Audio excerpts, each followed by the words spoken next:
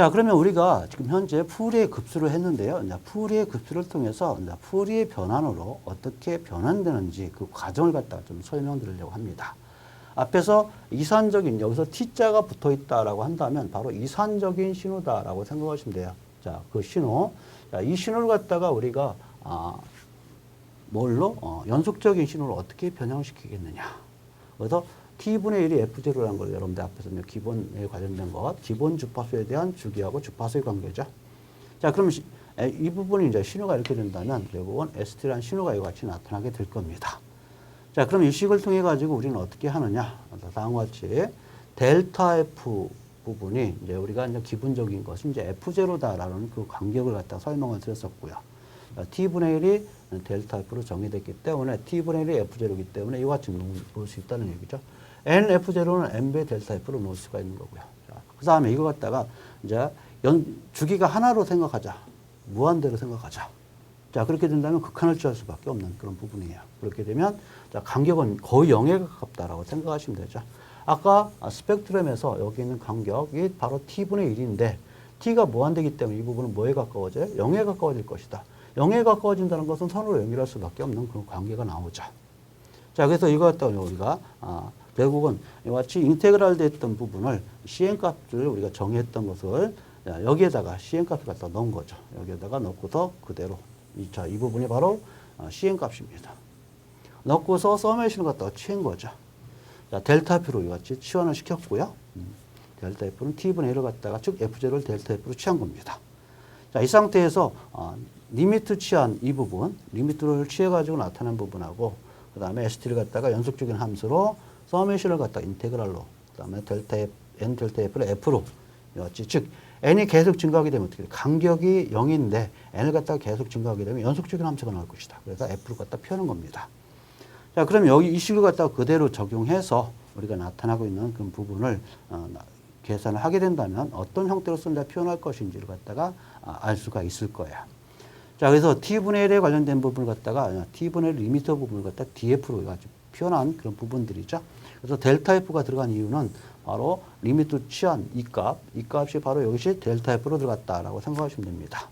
자, 그러면 여기서 이제 두 개를 갖다가 F로 놓고 여기도 이렇게 합쳐서 F로 놓고 자, 이렇게 해서 나타나게 되고 또 이걸 연속적인 함수로 ST로 놓은 거죠.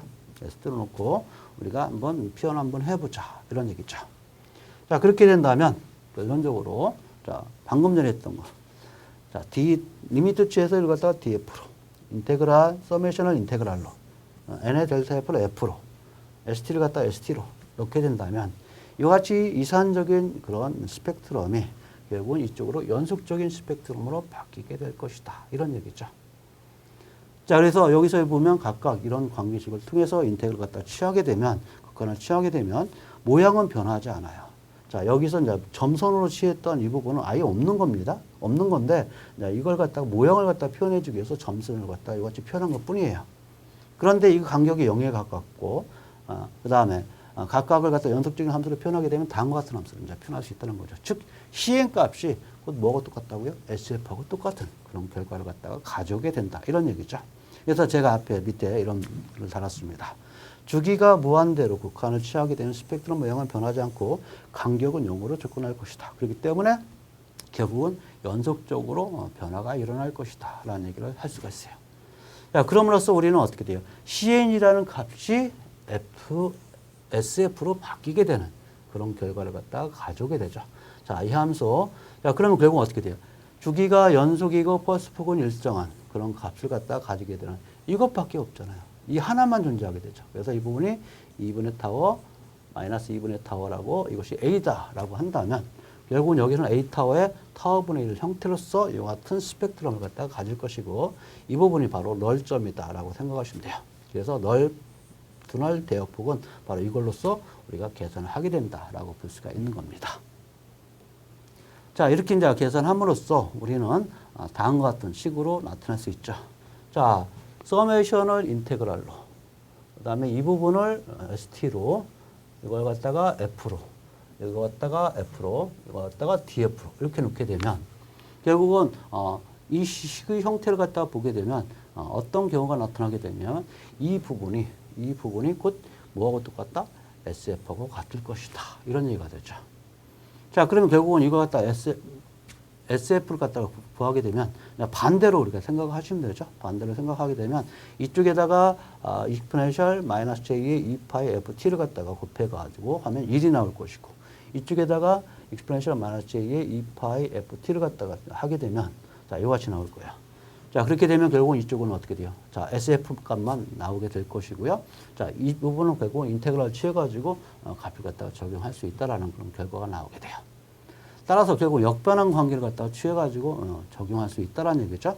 자, 그렇게 해서 결국은 이 식은 바로 후리의 변환 공식이 나오는 그런 부분입니다.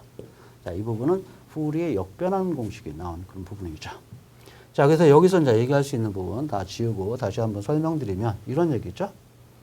자, 이 부분은 후리의 변환 공식, 이 부분은 후리의 역변환 공식, 이와 같은 관계가 나오게 될 것이다.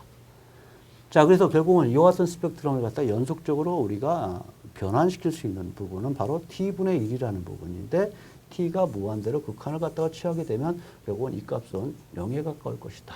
그래서 간격이 여기 간격이 t분의 1인데 0으로 갔기 때문에 연속적인 신호로 나타나게 된다. 자, 그럼 결국은 뭐예요? 주기가 무한대다는 얘기는 여기서부터 여기까지가 무한대다는 소리이기 때문에 결국은 여기서부터 여기까지가 무한대다라고 생각할 수가 있는 거죠. 자, 그렇기 때문에 펄스 하나가 생기고 나머지는 없어지는 그런 경우가 만들어지죠. 자, 그래서 다음과 같은 형태로 이와 같이 표현할 수 있다라는 것을 볼 수가 있습니다. 그래서 결국은 뭐예요? 구형파 하나가 존재하게 되는 그런 부분들이죠. 이런 구형파를 A rectangular 타워분 dt 이렇게 이제 표현을 하게 돼요. 식이. 자, 이 여기에 대한 식은 나온 것 같은 식으로 렉탱귤러 함수로서 정의를 하게 된다라고 보시면 되죠. 자, 그러면 이 부분을 갖다가 후리의 변환을 하게 되면 어떻게 돼요?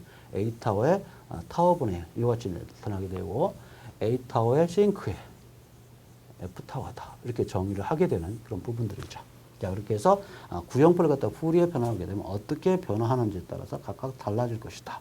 결국은 대역폭은 이 펄스 폭에 의해서 결정이 되고 있다라는 얘기를 하게 되죠. 자, 또 한 가지 이제 여기서 제가 좀 설명을 드리고 싶은 얘기는 어떤 얘기를 갖다 또 한번 해보고 싶으냐면 가끔가다 이런 질문을 합니다.